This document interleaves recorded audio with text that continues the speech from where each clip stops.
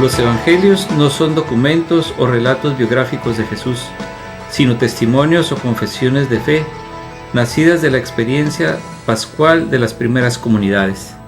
Bienvenidos al programa Viviendo el Evangelio. La vida de la Iglesia es una vida pastoral.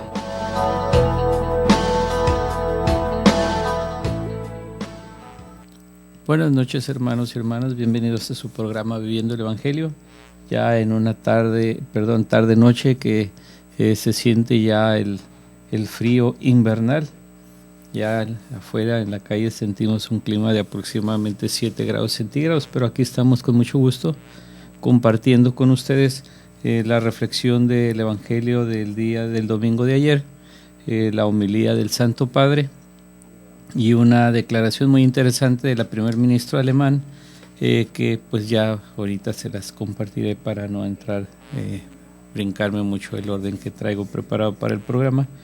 Y quiero invitarlos a quienes quieran compartirnos algo, alguna sugerencia, comentario, que nos hablen a cabina. El teléfono es el 608-3652.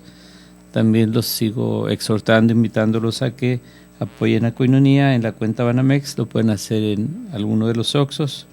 En la cuenta es la número 4766-8403-2218-3992.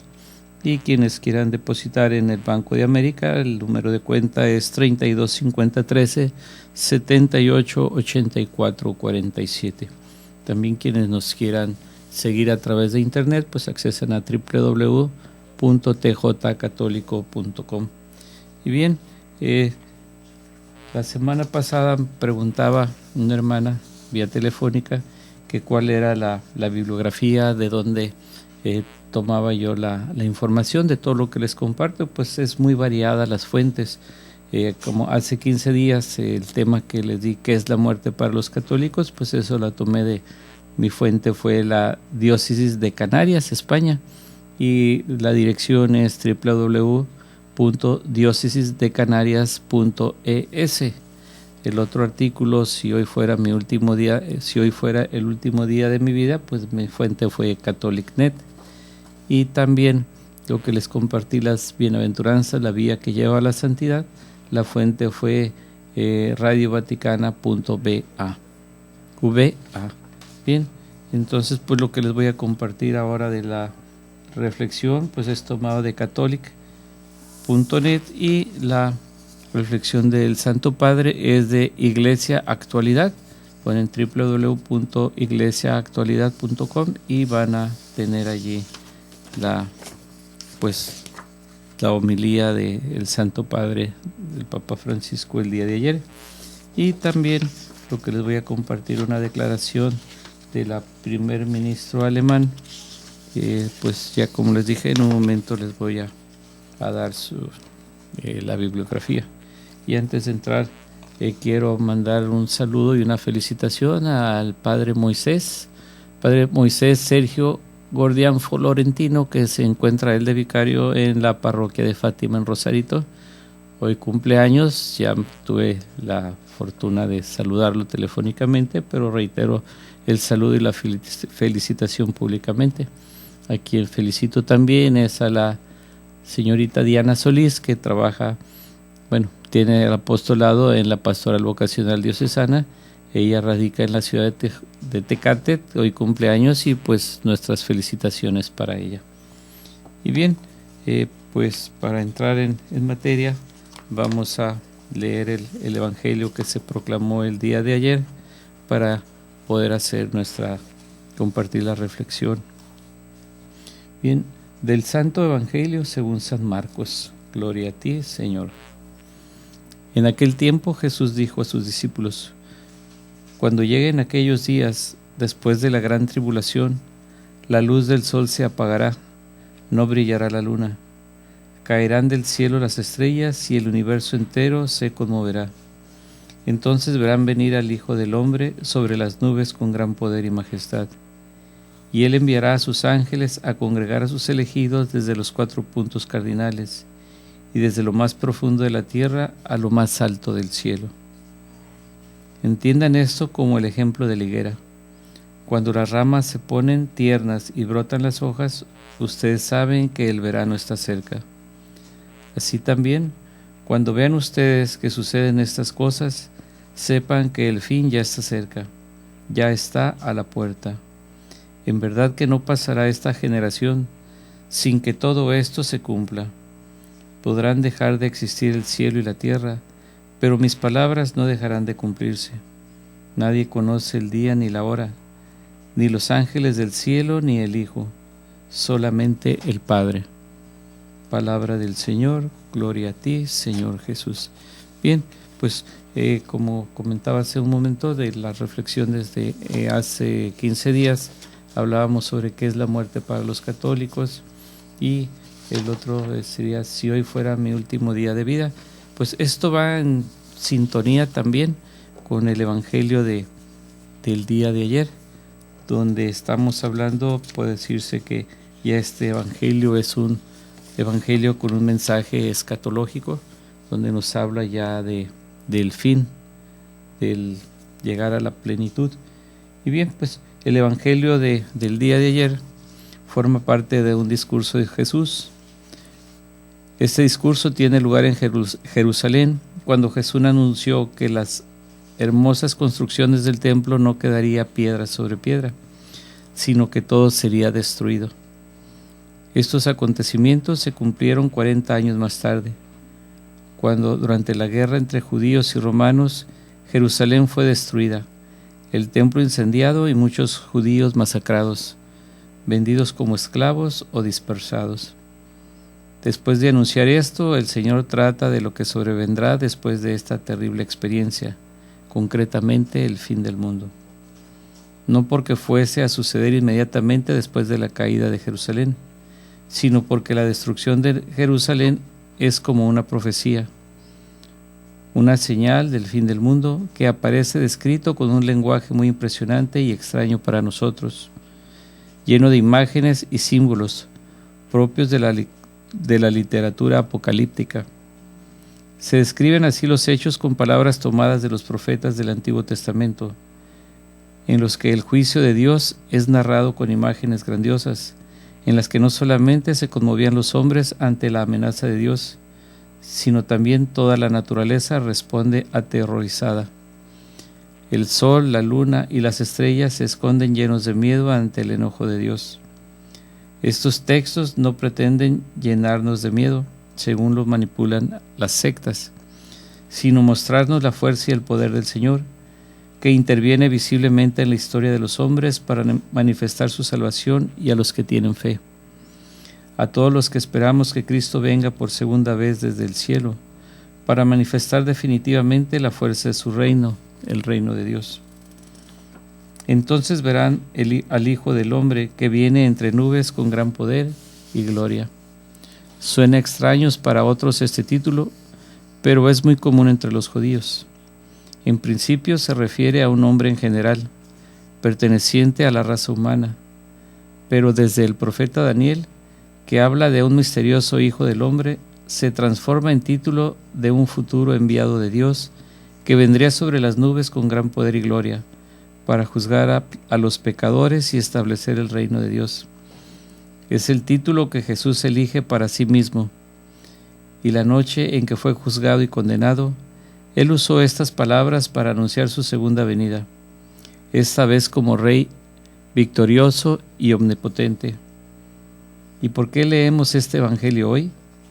Porque estamos ya próximos al fin del año litúrgico. El próximo domingo es Domingo de Cristo Rey y luego comienza el Adviento. Y es bueno que reflexionemos sobre los hechos de la historia, pasados, presentes y futuros. La caída de Jerusalén no ha sido un hecho político más en la historia del mundo antiguo, sino un signo muy importante en la historia de la salvación, un signo del fin del mundo. Jesús profetizó ambas cosas en una profecía que entrelazaba ambos hechos. Y así como el primero se cumplió, la ruina de Jerusalén, así se cumplirá también inefablemente el segundo, el fin del mundo. Terror, miedo, angustia, nada de eso.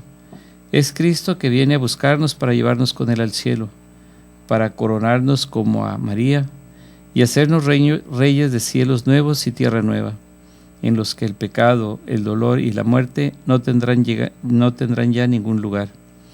Es el día de nuestra liberación. Jesús resucitado y glorioso es el Hijo del hombre esperado. Si antes vino humildemente y oculto para padecer y morir por nosotros, ahora viene como Rey glorioso para establecer sobre la tierra lo que obtuvo para nosotros por medio de su pasión y resurrección. Los profetas habían hablado de este día como un día terrible, de juicio y de castigos, y sin duda que lo será para quienes no han esperado a Cristo, han combatido contra su reino, han perseguido a la Iglesia, han llevado una vida amontonando pecados tras pecado y llenos de soberbia, odio y egoísmo. No han hecho sino maldades. En cambio, qué consoladoras las palabras de Jesús para sus elegidos. El Hijo del Hombre enviará a los ángeles y reunirá a los cuatro vientos a sus elegidos, desde el extremo de la tierra hasta el extremo del cielo. Ahora bien, ¿los cristianos esperan la segunda venida de Cristo? ¿Cuántos cristianos esperan con gozo, con esperanza, con impaciencia la segunda venida? Esta esperanza es, en cierto modo, como un termómetro de nuestra fe. Si queremos saber cuánta fe tenemos, preguntémonos con qué intensidad esperamos a Cristo. Y si tenemos miedo, preguntémonos por qué tememos a Cristo. El último grito de la Biblia, «Ven, Señor Jesús», gritan el Espíritu Santo y la Iglesia. Y Jesús contesta, «Sí, vengo pronto». Bien, y este segmento se nos termina. Yo inmediatamente que regresemos de un corte concluyo esta pequeña reflexión.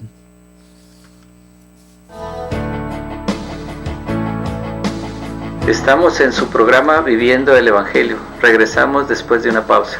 La vida de la Iglesia es una vida pastoral.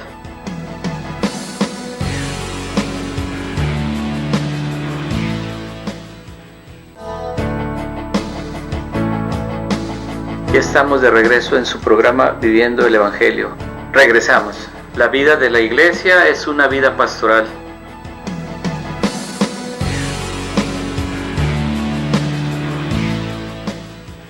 Bien, regresamos. Comentaba, el último grito de la Biblia, «Ven, Señor Jesús», grita el Espíritu Santo y la Iglesia. Y Jesús contesta, «Sí, vengo pronto». Así lo vivían los primeros cristianos, llenos de fe y amor a Cristo, fe hasta el martirio. ¿Y nosotros? Lo repetimos en cada misa, pero ¿con fe? Lo profesamos en el credo, desde allí ha de venir a juzgar, pero ¿pensamos en este acontecimiento con alegría? La rutina, la desesperación, el aburrimiento de la vida y las tristezas muchas veces entran en nuestro corazón, pero por no esperar esto. Estamos en la antesala de una fiesta, resurrección y vida, ¿o no? Esta expectativa debe encender de sabiduría, de nuestros esfuerzos por seguir a Cristo y ser fieles en lo poco y en lo mucho. Desde la caída de Jerusalén, ya está viniendo a nosotros el Señor glorioso. Viene para instaurar su reino, y así como al fin de los tiempos enviará a los ángeles como mensajeros celestiales para reunir a sus elegidos, así ahora nos envía a nosotros como mensajeros, que cada día clamamos venga a nosotros tu reino, como Él nos lo ha enseñado, pero que tenemos también que colaborar con su establecimiento. Por eso tenemos que anunciar con nuestras vidas y con nuestras palabras a todo el mundo que Cristo ha muerto y ha resucitado por nosotros, y hacerlo con una vida nueva por la fe y el bautismo, que tenemos que vivir en la Iglesia y llevar a los demás para ir abriendo paso al Señor, que ya viene con gloria para reinar sobre todo el universo. Y en todo esto lleva, yo lo considero, o se los voy a plantear así concatenado, que hace 15 días, repito, celebrábamos a nuestros fieles difuntos. El Evangelio del domingo pasado nos hablaba de la pobre viuda que había dado sus únicas 2 monedas que poseía. Y en esto consiste realmente la vida de todo cristiano, de que profesemos, que creemos en Jesucristo nuestro Señor, que murió y resucitó por nosotros, que nos ha muerto por nosotros para darnos una vida eterna, una vida en abundancia, decimos también, y que seamos como la anciana viuda del Evangelio del domingo pasado, donde demos todo de nosotros, y que también aquí se nos invita a que seamos nosotros evangelizadores, que llevemos la buena nueva. Y esto es algo de lo que podemos ejercitar en el próximo año, que va a iniciarse el año de la misericordia el 8 de diciembre. Estamos prácticamente a 3 semanas. Yo les voy a compartir unos textos, un documento que recibimos. Bueno, es una como subsidio para cómo vivir el año de la misericordia. En los siguientes segmentos se los comentaré, y concluiré este segmento con la homilía del Santo Padre, el Papa Francisco, y una declaración que hizo la primer ministra alemana en Suiza, una declaración muy importante, donde ella pues nos exhorta a volver hacia Dios.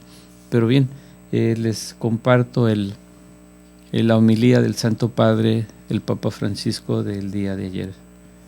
Nos dice: queridos hermanos y hermanas, el Evangelio de este penúltimo domingo del año litúrgico propone una parte del discurso de Jesús sobre los últimos eventos de la historia humana, orientada al pleno cumplimiento del reino de Dios.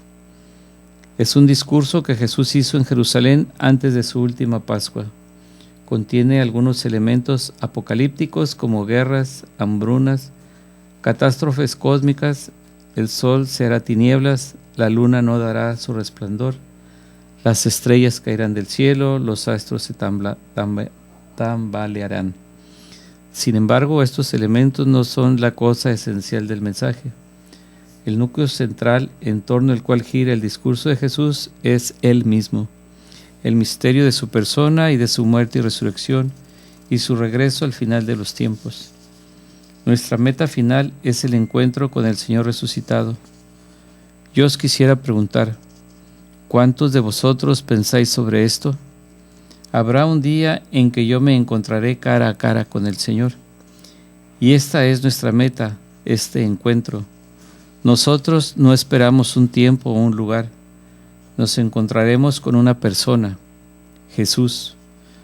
Por lo tanto, el problema no es cuándo sucederán las señales premonitorias de los últimos tiempos, sino el hacer que nos encuentre preparados.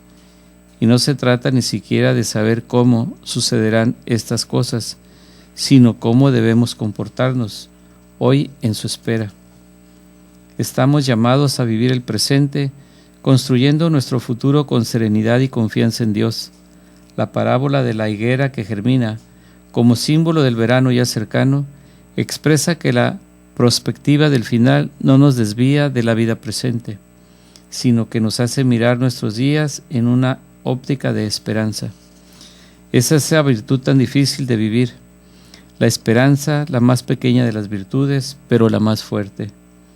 Y nuestra esperanza tiene un rostro, el rostro del Señor resucitado, que viene con gran poder y majestad, que manifiesta su amor crucificado, transfigurado en la resurrección. El triunfo de Jesús al final de los tiempos será el triunfo de la cruz, la demostración de que el sacrificio de sí mismo por amor del prójimo y a imitación de Cristo es el único poder victorioso y el único punto fijo en medio de la confusión y tragedias del mundo. El Señor Jesús no es solo el punto de llegada de la peregrinación terrena, sino que es una presencia constante en nuestra vida. Siempre está a nuestro lado, siempre nos acompaña. Pero esto, cuando habla del futuro y nos impulsa hacia aquel, es siempre para reconducirnos al presente. Él se contrapone a los falsos profetas, contra los visionarios que prevén la cercanía del fin del mundo y contra el fatalismo. Él está al lado, camina con nosotros, nos quiere. Quiere sustraer a sus discípulos de cada época de la curiosidad para las fechas, las previsiones, los horóscopos, y concentra nuestra atención sobre el hoy de la historia. Yo tendría ganas de preguntaros, responded interiormente, ¿Cuántos de vosotros leéis el horóscopo del día? Callados cada uno se responda a sí mismo. Y cuando te vengan ganas de leer el horóscopo, mira a Jesús que está contigo. Es mejor, te hará mejor. Esta presencia de Jesús nos llama a la espera y la vigilancia, que excluyen tanto la impaciencia como la pereza, tanto las fugas hacia adelante como el permanecer encarcelados en la actualidad de lo mundano. También en nuestros días no falta la calamidad natural y moral, y tampoco la adversidad y las dificultades de todo tipo. Todo pasa, nos recuerda el Señor. Solo Él, su palabra, permanece como luz que guía y anima nuestros pasos y nos perdona siempre, porque está al lado de nosotros. Solo es necesario mirarlo y nos cambia el corazón.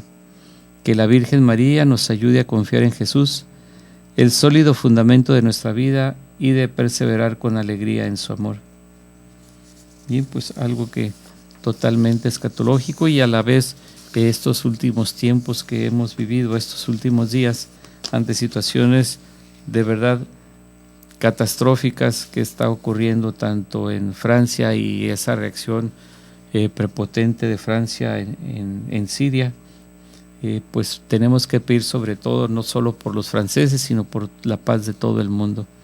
Y bien, les comparto una pequeña reflexión que hace la canciller alemana Angela Merkel.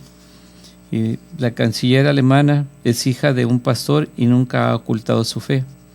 En una reciente conferencia en la Universidad de Berna, Suiza, se le preguntó sobre el peligro que los inmigrantes musulmanes representan para Europa. Como se ha informado ampliamente, Alemania es el principal destino de miles de refugiados que huyen de las guerras en el Medio Oriente y África. Sin embargo, la reacción de Merkel provocó un gran malestar entre los oyentes, ya que fue algo inesperado porque parecía haber venido de un líder religioso y no de un liderazgo político. Hasta ahora ninguna iglesia dio declaraciones incisivas sobre el tema. Angela dijo que creía que la mejor respuesta en lo que los europeos tienen es el valor de ser cristianos, para fomentar el diálogo con los musulmanes, para volver a la iglesia, para profundizar más en la Biblia. Luego agregó: si le preguntas a los alumnos lo que es Pentecostés, las respuestas tienden a ser muy decepcionantes. El gobierno alemán está muy involucrado en la búsqueda de una solución a la crisis de los inmigrantes, pero su jefa quería mostrar que no habría ninguna razón sin tener miedo del Islam. Ella ha hecho un llamamiento al diálogo y argumenta que antes, si necesario, nos conoceremos y entenderemos. Merkel dijo: me gustaría ver más gente tener el valor de decir yo soy cristiano. Recordó que en la Alemania la asistencia a la iglesia ha caído significativamente. Su sugerencia es que en lugar de tener miedo a la gente de otra religión, la gente debe volver a las raíces del continente. Recordó que nuestra tradición es asistir a un servicio religioso y aprender algunos fundamentos bíblicos. Alemania deberá recibir más de 800,000 refugiados solo este año, 4 veces más que el total registrado en 2014. El gobierno dice que puede acumular hasta 500,000 refugiados al año en los próximos años. Entre las muchas campañas en contra de la inclusión de todos los refugiados extranjeros en el país, es el argumento principal en muchos es que yihadistas y soldados de los grupos extremistas estén llegando disfrazados como inmigrantes. Bien, se nos termina este segmento y regreso después de una pausa. Estamos en su programa Viviendo el Evangelio. Regresamos después de una pausa.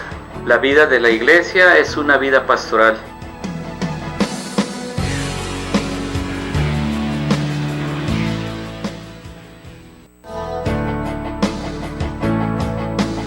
Ya estamos de regreso en su programa Viviendo el Evangelio. Regresamos.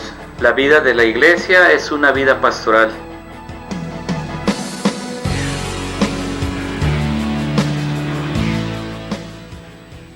Bien, regresamos ya al tercer segmento de su programa. Les recuerdo los teléfonos de cabina. Si quieren dejarnos algún comentario, pues es el 608-3652 Y si nos quieren seguir por internet, pues www.tjcatólico.com. Bien, pues después de estas pequeñas reflexiones y la declaración que hizo la canciller alemana, la mujer más influyente en el mundo, pues hace esa exhortación como buena cristiana de que teniendo fe en Dios, las cosas si se presentan, se exponen, se acerca uno al prójimo, puede haber una, pudiéramos llamar reconciliación, entender y mostrar la caridad hacia el prójimo. Y bien, ya entrando un poquito o aterrizando todas estas reflexiones sobre el Evangelio, pues yo les compartía desde la semana pasada, el programa pasado, sobre la bula de la misericordia, la Misericordia Vultus del Papa Francisco para el año de la misericordia. Bien, pues nosotros hemos adquirido con el Padre Mario Villanueva un subsidio en el que se nos propone cómo poder trabajar y realmente ir practicando las obras de misericordia y que nos van a ir dando a nosotros o abriendo el camino a acercarnos hacia Jesús, el buen pastor, y que el día que el Señor nos llame a su presencia, pues podamos nosotros presentarles algunas obras de misericordia. Y inicio en algo que se nos invita a ser continuadores y discípulos del misericordioso. Y empiezo con una cita del apóstol San Pablo, Colosenses, capítulo 1, versículo 24, dice: Ahora me alegro de mis padecimientos por ustedes, pues así voy completando lo que falta a los sufrimientos de Cristo en mi cuerpo. El texto de Pablo resulta sorprendente. ¿Le falta algo a lo que Cristo ha hecho por nosotros? Y si aceptamos su convicción, podríamos también decir que nuestra misericordia puede completar a la de Cristo. Parece una osadía, pero algunos maestros espirituales se han atrevido a afirmarlo. Nos es necesario continuar y complementar en nosotros el estado y los misterios de Cristo, porque aún no se han completado ni realizado totalmente. Decía San Juan Eudes y también San Buenaventura, y lo que nos toca completar no es ante todo ese amor incondicional, compasivo y tierno de Jesús que llamamos misericordia. El Evangelio de Juan parece dar la razón a esta pretensión. Les aseguro que quien cree en mí hará también las obras que yo hago, e incluso otras mayores. Y aquí entramos ya propiamente en algo que a través de algunas citas evangélicas, quien tenga la oportunidad de hacer la anotación, escribirlas y reflexionarlas, pues se las voy a dar. Y nos marca algunos puntos en los que nosotros podemos ir trabajando para poder ir caminando poco a poco en este año de la misericordia y realmente tengamos frutos y frutos en abundancia.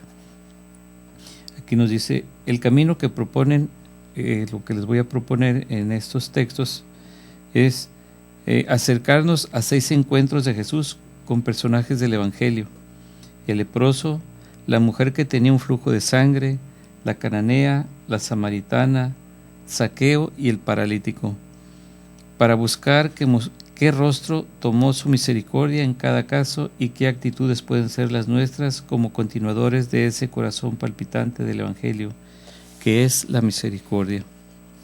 Esto lo vemos en la Misericordia Vultus en el numeral número 11. Pero el punto número 1 podemos verlo en el Evangelio de Marcos, capítulo 1, versículos 40 y 41. Se acercó a Jesús un leproso y de rodillas le suplicaba: si quieres, puedes purificarme. Él se compadeció, extendió su mano, lo tocó y le dijo: quiero, queda purificado. Para curar a aquel leproso, a Jesús le hubiera bastado una palabra pronunciada desde lejos. Su decisión de tocarlo es una expresión de su compasión infinita y de la ternura que necesita expresarse también por el contacto. Al hacer esto, estaba quebrantando una prescripción grave. El que tocara a un hombre aquejado por la lepra quedaba impuro. No parece importarle. Las personas están para él por encima de cualquier ley. y nada le alejará de nosotros, de nuestras lepras, manchas o pecados. Por eso la gente que lo buscaba no se contentaba con oírle o verle, querían rozarle, tocarle, entrar en el ámbito de su calidez y de su ternura, sentirse amparados al abrigo de su corporalidad. No pedían señales, ni doctrina, ni enseñanzas. Querían que su contacto les volviera limpios, sanos y acogidos.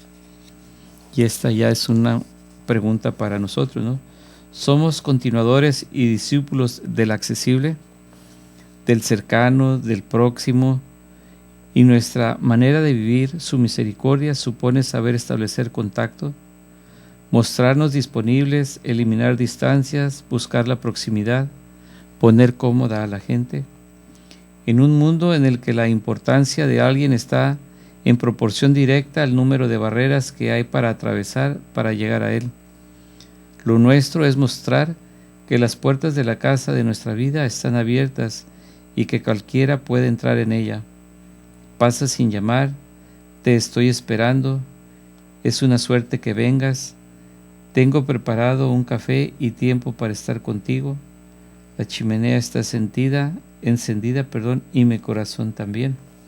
Bien, esto nos invita también a hacer un pequeño momento de reflexión y pensar en el momentos, esa actitud, ese contacto que debemos de tener o con nuestro prójimo, digamos, entre los esposos, padres con hijos, hijos con padres, amigos con compañeros de trabajo, toda relación que tengamos fraternales, pues sea desde estrechándonos la mano, dándonos un abrazo.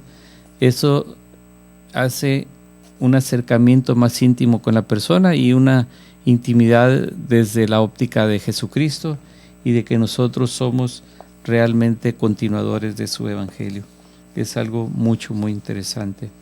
Y bien, un segundo punto es el vivir atentos. En el Evangelio de Marcos, capítulo 5, versículos del 21 al 30, solo voy a leer una parte donde dice: Jesús, al darse cuenta de la fuerza que había salido de él, se volvió a la gente preguntando: ¿quién tocó mi manto? La mujer que tenía un flujo de sangre se había acercado a escondidas a Jesús. Pretendía administrarse ella misma la curación sin que nadie se enterase, incluido Jesús. Su contacto con él se reduce a algo mínimo, como en las fronteras de su persona: tocar la franja de su manto, evitar un contacto sensible, hacer solo un gesto imperceptible que evite contaminar a Jesús. Pero no había contado con que todo él era conciencia, atención despierta, expectación y disponibilidad que su capacidad de percepción le permitía captar, y un roce diferente, aunque fuera en medio de la multitud que le rodeaba apretujándole. Bien, sabemos cómo la mujer se acercó sigilosamente y con solo tocar el manto quedó sanada. Bien, ahora nos preguntamos: ¿somos continuadores y discípulos del atento, del despierto, del centinela, del sensible, del conectado? Y tenemos que educarnos para sentir a los demás con nuestros 5 sentidos, para mirar a sus ojos y adivinar lo que esconden detrás, para escuchar lo que dice más allá de las palabras, para captar lo que late por debajo de lo que aparece, para vibrar como si fuéramos una célula fotoeléctrica que vibra ante cualquier roce. Esto es lo que muchas veces nosotros, en ese cruzar de miradas, en tantas cosas, que si nosotros somos algo sensibles en el sentimiento de los demás, de nuestro prójimo, y que somos también empáticos, pues podemos nosotros poder entender al hermano si tiene alguna situación difícil y que en nosotros esté la posibilidad de ayudar. También y que lo podamos hacer nosotros en familia, que ya en el diario vivir vayamos realmente viviendo como verdaderos hijos de Dios, que podamos cada uno de nosotros poner todo lo que esté de nuestra parte por encima de nuestros propios gustos y que a veces puedan ser caprichos. En esa actitud de desprendimiento, de darme yo antes que esperar recibir, creo que si trabajamos todos en esa mentalidad de dar, todos vamos a salir beneficiados, porque es dando como uno recibe, y es en esa gratitud que también Dios nos da, el don de la gratitud. Pues en ese yo recibir lo que mi prójimo, mi esposa, mis hijos me están dando, pues de igual manera siento yo ese compromiso en la fe de Cristo Jesús que yo profeso, pues saber corresponder y actuar de la misma manera con mi prójimo, y que eso lo podemos hacer pues también con el vecino, con los amigos, con todo mundo. Como buenos evangelizadores, pues tenemos que llevar esa palabra, esa pequeña palmada en la espalda de apoyo para todos aquellos que están cerca de nosotros, y que sean no solo amigos, sino también desconocidos que seguidos se nos acercan a cada uno de nosotros. Bien, se termina este segmento, yo regreso después de una pausa. Estamos en su programa Viviendo el Evangelio. Regresamos después de una pausa. La vida de la iglesia es una vida pastoral.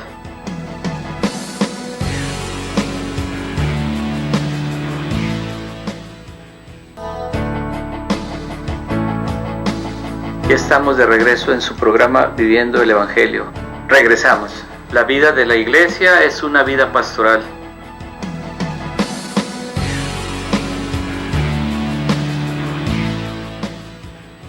Bien, regresamos y les comparto ya el tercer punto, que es mirar más allá de las apariencias. El Evangelio San Lucas, capítulo 19, versículo del 1 al 10. Yo voy a mencionar solamente una parte.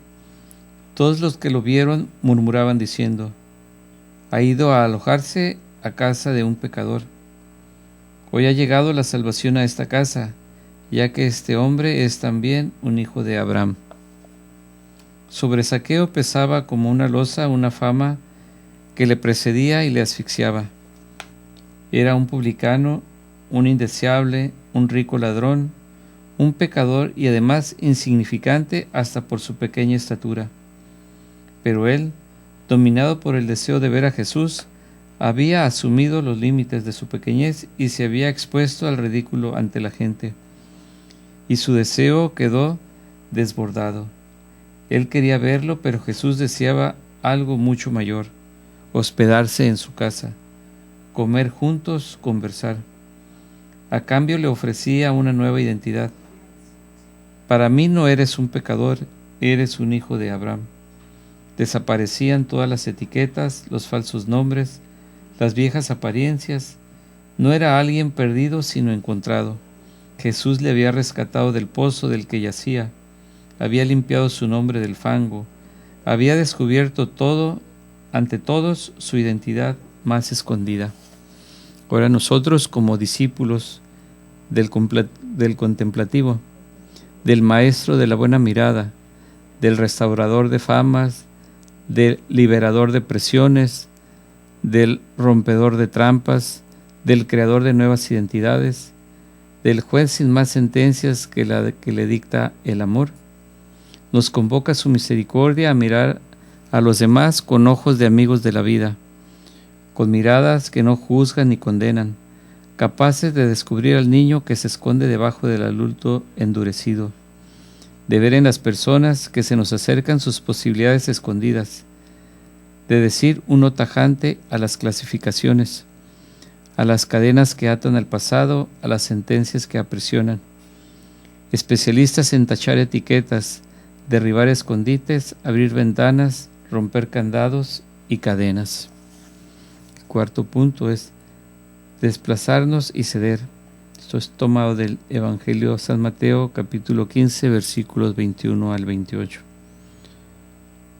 Solo fui enviado a las ovejas perdidas del pueblo de Israel. Mujer, qué grande es tu fe, que se realice lo que deseas. ¿Cómo es posible que Jesús cambie de opinión y de postura de manera tan rotunda, en tan poco espacio de tiempo, y se deje vencer con argumentos que vienen de una pagana extranjera? ¿Cómo es que si estaban tan seguros al principio de cuál era la voluntad de su Padre sobre él, cambia de opinión y extienda su acción salvadora al mundo pagano?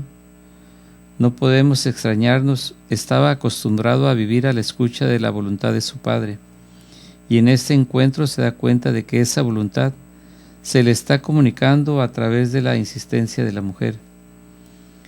El que estaba convencido de que su misión se limitaba al mundo judío, descubre gracias a ella que su misericordia debe alcanzar también a los alejados del pueblo de la alianza. El Padre se le había comunicado a través de una cananea insignificante, y ella resultaba ser portadora de su palabra. Quizás le maravilló encontrar en aquella mujer una afinidad tan honda con su propia pasión, por acoger e incluir, por sentar a la mesa del reino a la gente de los márgenes. Ella le desafió a cruzar la frontera que aún le quedaba por franquear, y le llamó desde el otro lado, donde aún estaban los diferentes y excluidos, como un rebaño perdido en medio de la niebla. Y él supo escuchar en su voz un eco de la voz de su Padre y se decidió a cruzarla. Ahora nosotros somos continuadores y discípulos del flexible, del convencible, del humilde, del escuchador de otras opiniones, del débil, del empático, del dispuesto a salir de sus propias ideas y a descubrir a través de los otros la voz de el otro. Aprender de él la elasticidad, la capacidad de acoger opiniones diferentes a las propias, de no considerar inamovible nuestra postura, de estar abiertos al Dios que puede dejar oír su voz más allá de las frecuencias en las que acostumbramos a sintonizarle. Ejercitarnos en una escucha de igual a igual, sin quedar atados a normas y juicios inamovibles, dispuestos a avanzar más allá de las fronteras al encuentro de la absoluta novedad del Dios libre e imprevisible. Un quinto paso, respetar procesos, del Evangelio de San Juan, capítulo 4, versículos del 1 al 45. Dame de beber. Y si conocieras el don de Dios.